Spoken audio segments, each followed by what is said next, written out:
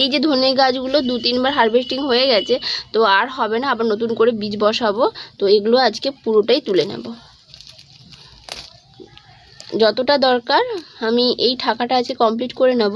আবার যদি পরে দরকার পড়ে আবার ওই ঠাকা থেকে নিয়ে যাব, বাট একদম রুট থেকে তুলে নেব, আর টুকে নেব না। তো এগুলো সব টুকে নিয়ে এর মধ্যে আবার নতুন করে ধনের বীজ বসাবো। ধনের বীজ সারা বছরই করা যায়, তবে গরমের সময় একটু লাল লাল হয়ে যায়, একটু ছায়া জায়গায় হালকা শেডে রাখলে কিন্তু ভালোই হয়। তবে এত গরম পড়ে, করাটাও একটু চাপের, বাট ধনের বীজ সারা বছরই করা যায়। আবার দেখি আমি এই বছর আবার দিয়ে দেব। আর এইদিকে দেখুন বেগুন দুটো আরও হয়েছে, বেশ বড় হয়ে গেছে। এগুলোকে না তুলে নিলে না পোকায় লেগে যাচ্ছে। আবার অনেক নতুন কচি পাতা ধরে আবার ফুল এসে নতুন নতুন বেগুন ধরতে শুরু করেছে। এইদিকে দেখুন 3টে বেগুন, এইদিকে শশার গাছগুলোতে বেশ শশা হয়েছে। আজকে তবে আসি, দেখা হচ্ছে পরে ভিডিওতে। By friend.